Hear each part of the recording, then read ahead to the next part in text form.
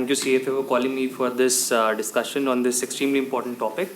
I'm going to take the perspective of the market over here when we talk about ESG, how market perceives ESG and why it's important for investors and insurers and financiers for having a positive ESG profile. So I'm going to talk about ESG from the perspective of India's ambitious renewable energy targets and how ESG capital pool that is available in the market today, in global markets today, can help India transition and achieve its RE targets. So a little bit about IIFA. IIFA stands for the Institute for Energy Economics and Financial Analysis. We are an energy finance think tank. We are headquartered in the US, but we have regional offices across the world.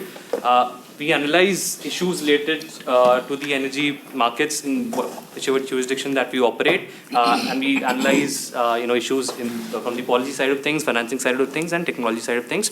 The overarching aim of IIFA, or the mission of IIFA, is to accelerate the transition to a more diverse and profitable energy economy in whichever jurisdiction that we operate. Okay. So these are some of the research focus areas that we have, some of the areas on which we work. I work primarily on the energy transition financing side of things. All right. So just to set the context, let's understand where does India stand in terms of its installed renewable energy base and where does it wants to go. So as per the latest available data that we have, the installed renewable energy capacity for India today as of October 2022 stands at 119 gigawatts, and we have somewhere around 47 gigawatts of large hydro installed.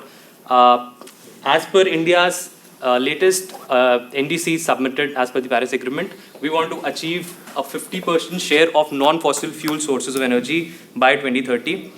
And non-fossil fuel over here means renewables, large hydro, and nuclear. So if you do some maths, the total installed non-fossil fuel capacity today is somewhere around 173 gigawatts. CEA estimates that by 2030 we are going to have somewhere around 817 gigawatts of installed capacity. And if you take a 50% of that, we land up somewhere around 409 gigawatts. So if you do the maths, we need additional or incremental RE capacity of somewhere around 230 gigawatts to be installed in the next 7 to 8 years, which translates to somewhere around 28 to 30 gigawatts per year. We've not been able to do that till now, so it's a huge ask and it's a very ambitious goal. So that's where we stand in terms of our RE goals. Now, if you see some of the key drivers which are going to help India achieve its ambitious renewable energy goals, the biggest driver or the biggest upside potential that India has to fulfill those targets is from the commitments by the large utility scale players operating in the country, large utility scale renewable energy companies, the likes of NTPC, Tata Power, Azure Power, Adani Green, JSW Energy, the big ones. So we've done some analysis and we found that if you take the top 15 companies operating in the country, you add up their capacity addition targets till 2030 or before that, those themselves would be enough for India to achieve its 230 gigawatts target by 2030. And that is if they are able to achieve that, and we'll come to that. But there are several other upside potential or upside triggers also available. For example, if you talk about rooftop solar pumps, open access capacities through which a lot of corporate PPAs are being signed today, they can massively add to India's installed RE capacity base going forward. And then you have several supply side triggers such as green hydrogen foray, wherein if we want to meet the 6 million tons per annum target that India has by 2030, we would need an additional 118 gigawatts of RE dedicated for just green hydrogen production. Similarly, electric vehicles, as they penetrate into the mobility market in the country, there's going to be an additional demand for clean energy sources. Now, we have got a lot of supply side and demand side triggers that are available today. And again, the biggest driver is going to be commitments by the large power companies. Historically, also, the biggest capacity addition has been done by these large players operating in the country. But the problem is, do we have the capital to really foray into these, to set up these capacities? 230 gigawatts is a very tall ask. We need upwards of $100 billion to set up these capacities. And if you talk about RE assets and compare them with their fossil fuel counterparts, RE assets are highly capital intensive, right? You need a lot of capital to be invested upfront during the construction stage. Compare that to a thermal power plant. wherein the operational expense or OPEX is also pretty high because you need to, continually invest in coal. Whereas for RE assets, the O&M is very low, but the upfront cost is very high.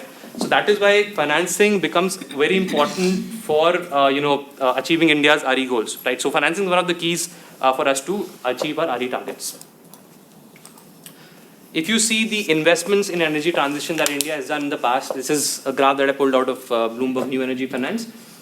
Majority of our investments in terms of energy transition have gone into renewable energy capacities.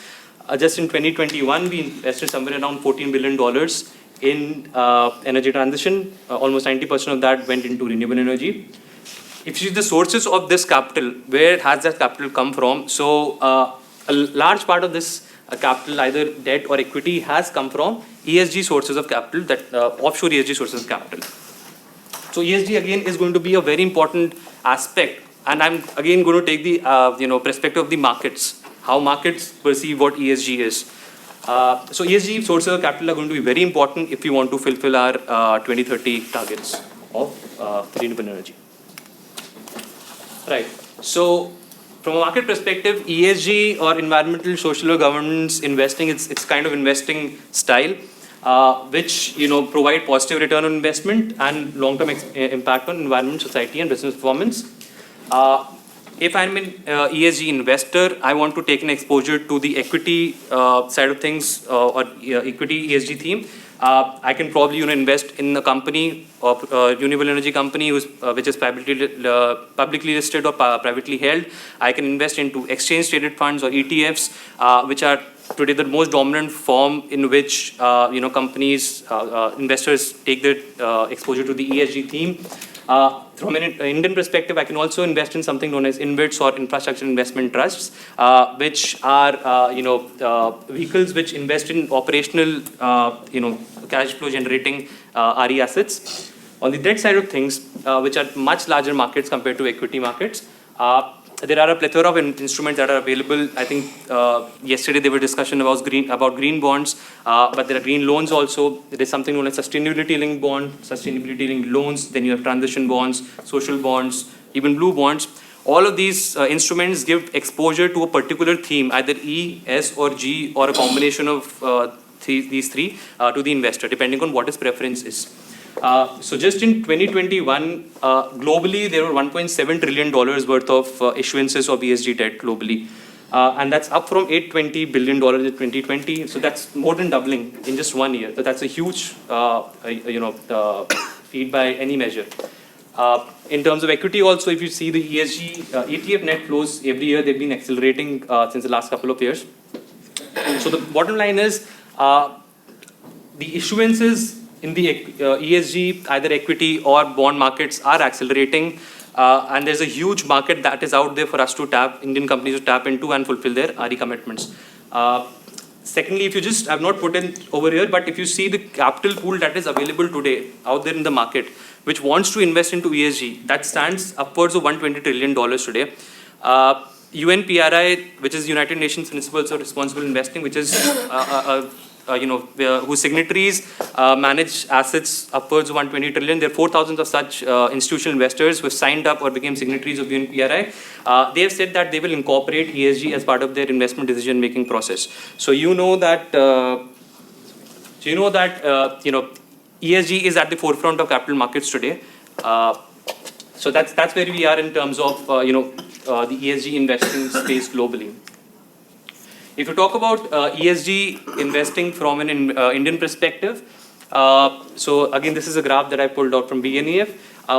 In 2021, Indian companies issued sustainable debt of close to $14 billion. The majority of issuances were from green bond and green loans, and we've been following trends prevalent in the global markets. Globally, also green bonds and green loans are the most issued instruments.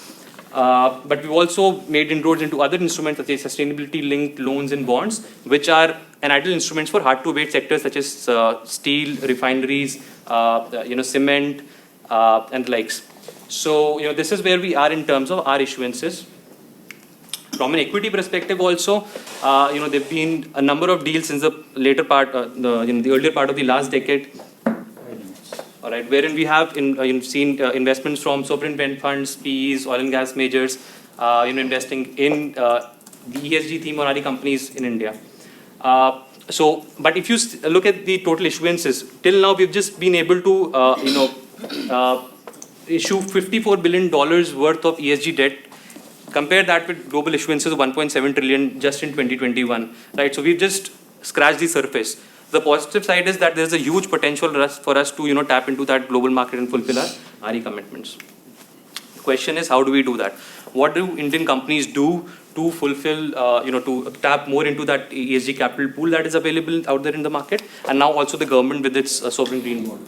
So that's certain things that that can be done from the micro level and also from the macro level.